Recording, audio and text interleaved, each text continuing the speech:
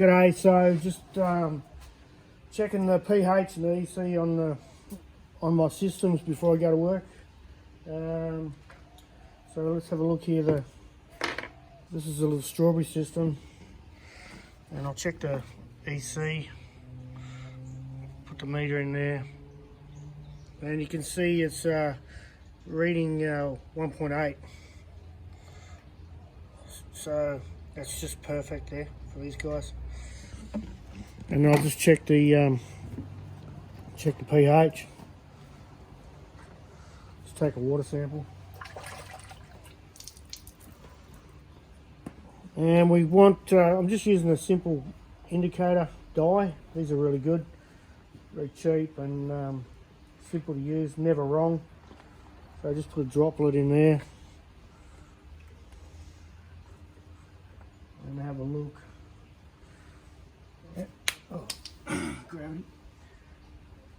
And you can see it's in the sort of the yellow green zone there, which is around about green zone, so it's around about between 6.5 and 6.7. So what I'll do is I'll just put a little small amount, tiny amount of phosphoric acid in there. This product here, pH down, which is phosphoric acid, and I'll just put a little tiny bit in there, and we'll come back and have a look at this, and I'll show you how the pH changes. I wanted it slightly on the lower side, around about 5.8, so in the yellow zone. So you can see I've only put probably a mil or two of acid in there. Just give that a stir, and we'll just give that a bit of time to do its work, and come back and check it again. And while that's happening, I'll go and check the other systems. Gonna have a look and go for a walk. All these plants are some of my wife's flowers. She planted these up the other day. So these are being watered with straight hydroponic fertilizer, and you can see they're doing really well. These are anemones, or they're like a ranunculus, and these are the seeds off them now. So I expect we're going to have a whole bunch of anemones all through the paving. They're really nice. The bees are constantly around here, which is great, bringing bees in. And here's another basket. So these are just being watered with hydroponic fertilizer. So not only for hydroponics, but for the garden. These chilies are grown from last year, and I tried to sell them, but I didn't sell them. But they've overwintered and they're looking really good. I'm going to put these into hydroponics soon. I just need to, I'm sort of waiting. September is spring, which is only next week. So they're going to go in hydros, and then we'll have some good hot chilies. More flowers. She's done a good job on the baskets. Nice one, Lovey. Okay, so over here, in the flood and drain bed, planted another crop of radishes. I went a bit silly actually, I put too many seeds in.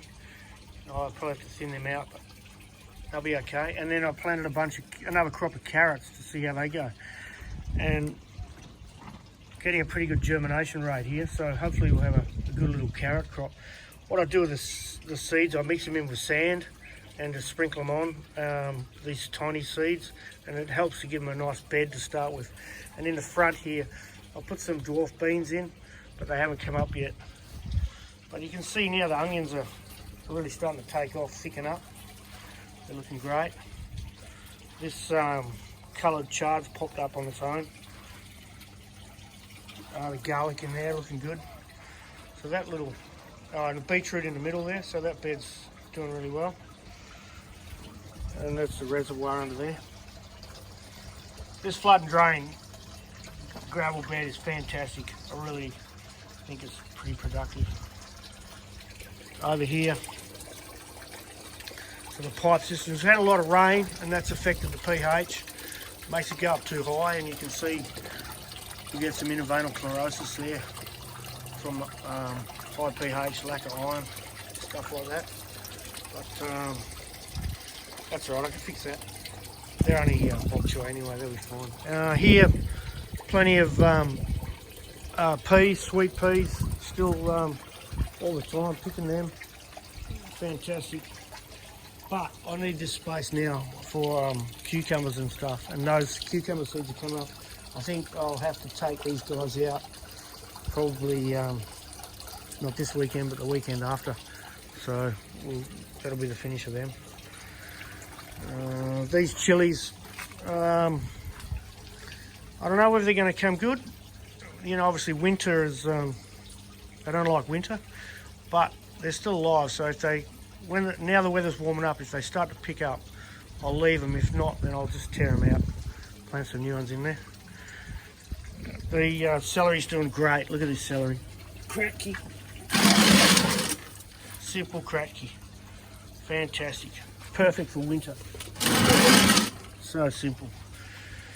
More lettuces, spring onions, etc. These are snow peas. They got knocked about by the wind, and they got some, I think this is a Septoria blight in there now. But again, these guys have got to come out in 2 weeks anyway, or a week and a half, to make room for cucumbers and zucchini. So in these Dutch buckets, so we've got a broccoli that are ready to be picked. Still a bit over there. I took out all those broccolini. I'm going to put some chilies in there, but I need to, we'll see how we're going for space. Pretty tight. Nasturtium's gone silly. My wife reckons she's going to cook with them or something, make a salad, I don't know. We'll see. And these guys again, more broccoli. There's a red cabbage in there. Spring onions still. Yeah, the snow peas. I need to, probably going to need to put another bench across here. Bench across here, I think. Get rid of this frame. I need the space for another bench. Put another bunch, probably 10 Dutch buckets on there. Have room for these chilies, or I'm running out of room. And yeah, haven't fired this up yet. All right, beautiful day out here. It's like about 25 degrees. Everything's growing really well. Thank you. Have a great day. Okay, so we'll come back and look at this pH, eh?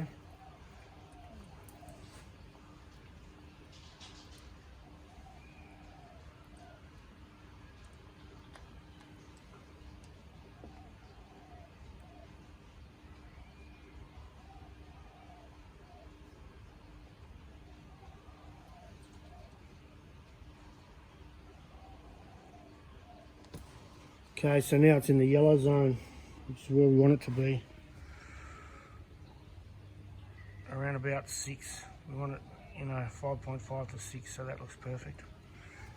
And you can see these strawberries, I know they've been in 3 weeks. Look at that new growth, it's just absolutely lush, perfect.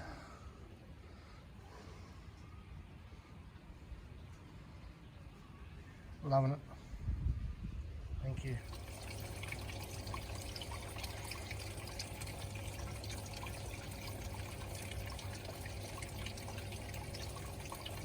Frog digging it.